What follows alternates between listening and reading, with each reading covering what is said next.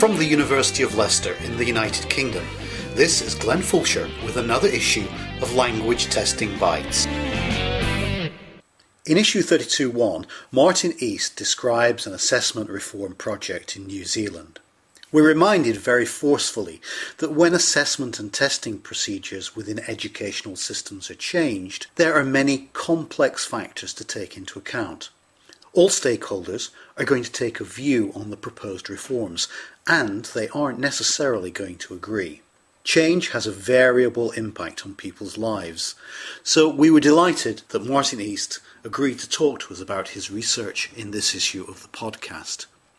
Martin is currently Associate Dean, Research Development in the Faculty of Education at the University of Auckland in New Zealand. Welcome to Language Testing Bytes to talk about your research on assessment reform. Thanks, Glenn. It's a pleasure to have been invited, and it's great to have this opportunity. Can we talk, first of all, about who decides on change and why it happens? Now, at the beginning of your article, you quote from Bachman and Palmer's 2010 book, in which they write, and I quote, "People generally use language assessments in order to bring about some beneficial outcomes or consequences for stakeholders as a result of using the assessment and making decisions on the assessment." This is rather a curious quotation to start with. Who are the people who make these decisions, and how are the decisions arrived at? Well, certainly looking around at other jurisdictions where decisions about assessment reform are made, including New Zealand in the past, it seems to me that assessment reform comes across as a very top-down process. It seems as if examining bodies are the ones who debate about and then initiate changes, and teachers and assessment candidates are essentially passive recipients rather than vitally engaged in that process. So if we look at this from the perspective of the quote I used from Bachman and Palmer 2010, there's an assumption that the examining bodies know what they're doing and are acting with the best of intentions as the so-called testing experts.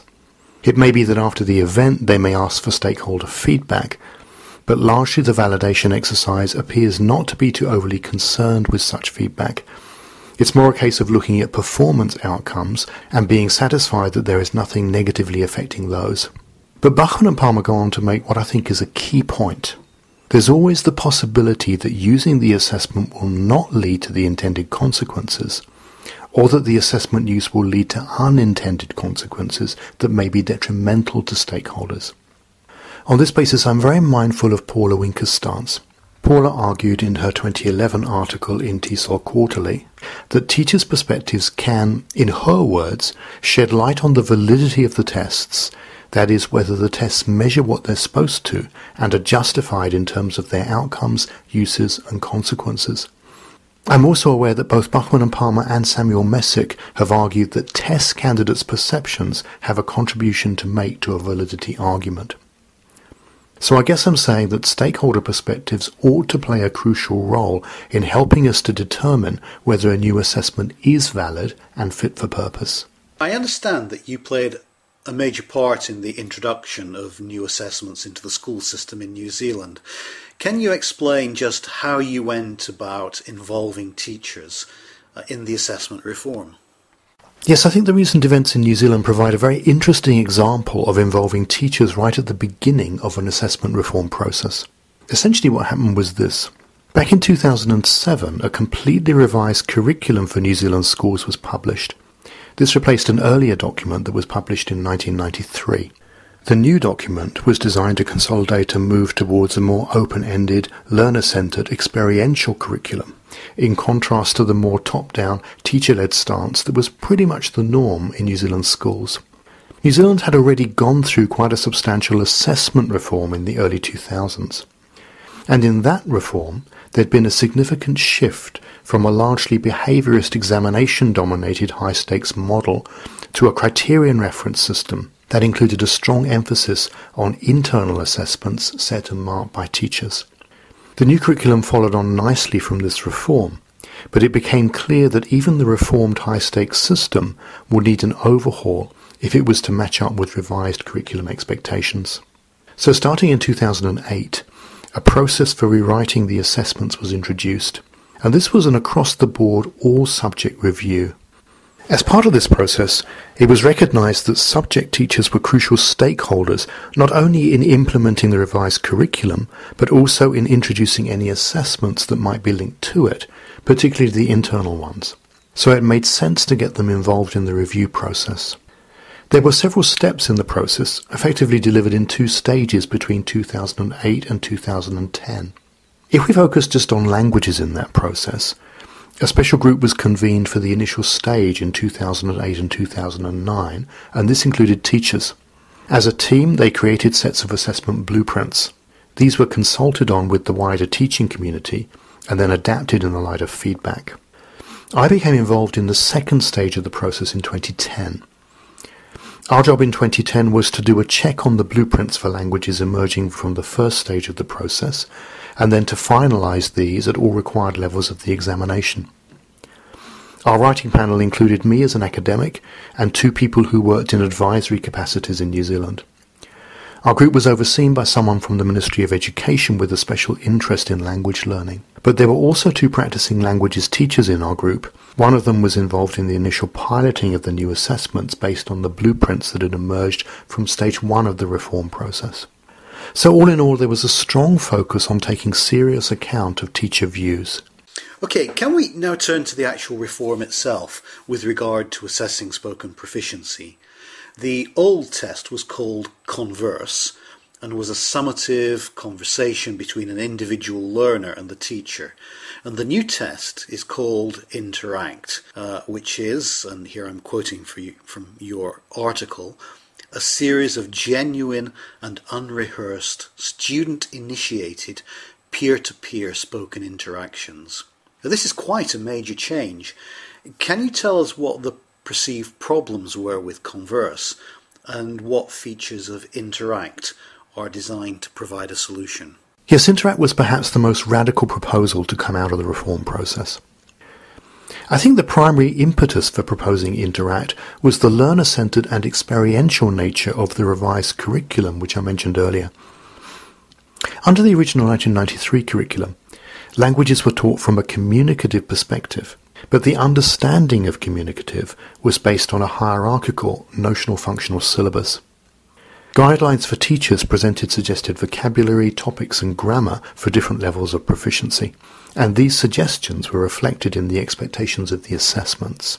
Under the new curriculum, the emphasis for languages became a clear focus on communication. In the words of the curriculum document, this learning area put students' ability to communicate at the centre. The whole point of the revised curriculum for languages was to try to encourage teachers to move away from a teacher-fronted, top-down, grammar-focused approach to one that was more experiential, with grammar having a more supportive role. So if you follow, for example, David Noonan's argument that students learn to communicate through interaction in the target language, pedagogical approaches such as task-based language teaching began to be emphasised, and the prescriptive guidelines that had accompanied the original curriculum document were officially withdrawn. Seen against this background, the Converse assessment presented 2 challenges in particular. First, it was a one-off summative interview test between a teacher and a student. This led to a largely teacher-dominated question and answer scenario, and that often led to contrived, stilted, rote-learned responses and little, if any, evidence of communicative interaction. Second, the assessment criteria anticipated the use of particular vocabulary and grammar. As a result, teachers prepared their students in ways that ensured that they drew on the required grammar and students learnt responses that included that grammar. Interact, in contrast, was designed to capture for assessment purposes a series of genuine and unrehearsed student-initiated peer-to-peer spoken interactions as they took place in the course of teaching and learning. That is, from time to time, students would interact with each other in class around a particular task or topic, and their interactions would be recorded. Students were also free to include interactions that might occur spontaneously outside the classroom, like, for example, on a trip overseas. At the end of the year, students and teachers would select what students regarded as their best 3 interactions and would have these graded for summative assessment purposes. So in theory at least, it was anticipated that this would lead to more natural, authentic evidence of spoken interaction than the evidence being collected from Converse. So the advantages that you've set out for the new Interact tests are seen by the educational policymakers as providing beneficial outcomes or consequences for teachers and learners, particularly in terms of decisions. What are these precisely? Well, it's largely to do with a broader understanding of a spoken communicative proficiency construct. As I outlined in my article, if we want to measure spoken interaction in a valid way, we need to include what Cyril Weir calls reciprocity conditions, or what Claire Crumpsh referred to as the opportunity to measure interactional competence. Peer-to-peer assessments can arguably tap into a broader range of skills than single interview tests, and this makes them more representative of conversational interaction. This means that the outcomes or consequences are more beneficial for the learners because we're able to capture a more realistic or accurate measurement of students' ability to interact in genuine circumstances. So the students' grades tell us more about students' interactional ability than the grades awarded under Converse. This means that the decisions we can make about students' interactional proficiency are more robust and reliable. There's the added benefit of greater authenticity. And there's also potentially the additional benefit of positive washback. That is, when the emphasis is placed on collecting evidence throughout the year, the students will arguably benefit in terms of a far greater emphasis on speaking in the classroom than there may have been when there was just one summative test of conversation, alongside all of the suggested vocabulary and grammar to get through. In turn, there's a greater alignment with the expectations of the revised curriculum. Can we now turn to the actual study that you report in your paper? You decided that you were going to collect data to discover teachers' attitudes towards the old and the new, their responses to the logistics and workloads related to the new test, and their perception of whether it provided improved benefits for the learners. Can you briefly summarise the methodology of your study for us? There were several things that contributed to the study. I guess the key motivator for me was that I'd been heavily involved in finalising the new assessment back in 2010. I was very aware that consultation with teachers prior to 2010 had raised several anxieties. These were around things like increased workload, students giving up on languages courses because of a greater emphasis on speaking, and how on earth teachers were going to manage collecting the evidence. I was therefore also aware that, having advocated for Interact, and having supported the proposal to introduce Interact, there was a need to watch very carefully how its implementation would go. So the study I put in place was essentially designed to gauge at the earliest opportunity teachers' and students' initial reception of the new assessment. I wanted to do this earlier rather than later because I was keen to gather comparative data. That is, what did teachers especially think about Interact in comparison with Converse? The theoretical construct underpinning the study was test usefulness, as articulated by Bachmann and Palmer in 1996. In other words, I wanted to find out how useful teachers and students perceived Interact to be in comparison with Converse. The study had 2 stages, and the article in language testing only reported on aspects of the first stage. Stage 1 took place towards the end of 2012. It included a large-scale anonymous paper-based survey of languages teachers and interviews with 14 teachers across the country who'd opted to introduce Interact. Stage 2 took place towards the end of 2013 and also included some data from 2012. This was a more focused study aimed at the highest level of examination held in schools at the end of school year 13. That's when students are 17 plus years of age. It included interviews with 13 teachers who were using Interact with their Year 13 students. There were also questionnaires for Year 13 students who were the last to take Converse in 2012, and then questionnaires for Year 13 students who were the first to take Interact in 2013. The 2012 student survey acted as a pilot for the student data. So essentially this was a largely qualitative study with some quantification allowed through the closed-ended sections of the surveys and frequency counts from open-ended survey data. The interviews provided a complementary source of data for triangulation purposes. And now, more importantly perhaps, what were the results of your research and what have you learned from it about assessment reform, both locally and for the field? The findings were very interesting. Inevitably the perceptions were mixed. On the one hand, teachers clearly valued Interact as a significantly more valid and reliable and authentic and interactive assessment than Converse. This was an important finding. It underscored for me the fact that teachers could perceive positive comparative benefits to Interact.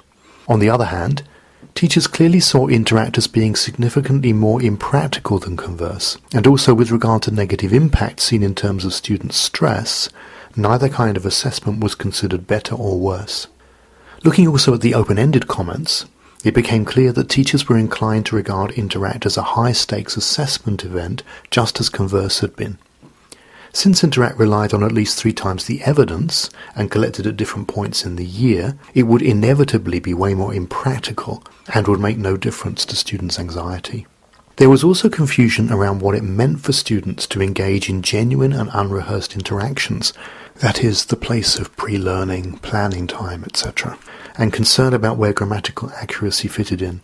If you look at that in terms of Converse, teachers and students were used to considerable preparation for the speaking test, including rote learning of keywords and phrases, and emphasizing having to use particular grammatical structures at different levels of examination. In line with the revised curriculum, Interact represented big shifts for teachers to come to terms with, especially when seen from a high-stakes testing perspective. From that perspective, there was surely a risk that students' interactions would not be sufficiently polished to get the higher grades.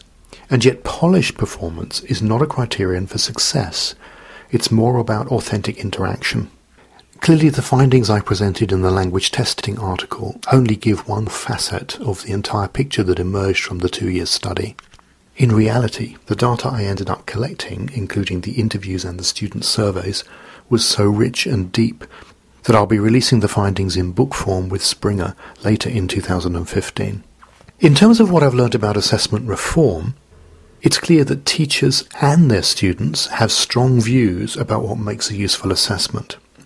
They're able to articulate those views, and they are able to see the rationales behind assessment reforms. It's also clear that they don't necessarily fully understand those rationales. The reflections also highlight areas where the assessment developers need to go away and have a think. For example, there's a clear tension in this local reform between high-stakes assessment and all that means for reliability, accountability, and control conditions, and catching genuine instances of authentic interaction whenever and wherever they occur. Teachers can't yet quite grasp how that works for Interact, and I think also that those who are responsible for the assessment, in this case the New Zealand Qualifications Authority, haven't yet fully understood how this is supposed to work. With regard to assessment reform in general, I believe that this study has highlighted the importance of taking stakeholder perspectives into account. Stakeholder perspectives give us a more rounded and complete picture of what is going on, and this all goes towards strengthening a validity argument. At the end of the day, it seems to me that if teachers are going to make reform work in their classrooms, teachers do need support. In the New Zealand context, they receive a good deal of support by way of samples of Interact performances at different levels, recorded as downloadable MP3 files, different workshops where teachers can get together to discuss samples of work, and clarification documents that are released from time to time to clear up any misunderstandings that come to light. I'm hopeful that over time, Interact will become embedded in teachers' practices in ways that will wash back even more positively into classroom practice, and in ways that are consistent with the intentions of the new assessment. Genuine, unrehearsed, spontaneous peer-to-peer interactions. What you say about support for teachers who face assessment reform is particularly interesting for me. We're used to the idea that changes to the test and samples should be released well before a reform takes place, but there doesn't seem to be enough discussion about precisely how teachers should be supported through continuing professional development to respond to change. Now, this has been a fascinating discussion, and I'm just sorry that we have to leave it here. Thank you very much for joining us on the podcast and sharing these important insights with us. Thanks, Glenn. I've appreciated this opportunity to talk.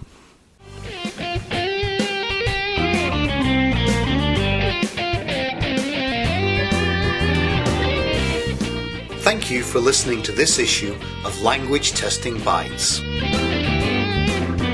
Language Testing Bytes is a production of the journal Language Testing from Sage Publications. You can subscribe to Language Testing Bytes through iTunes, or you can download future issues from ltj.sagepub.com or from languagetesting.info. So, until next time, we hope you enjoy the current issue of Language Testing.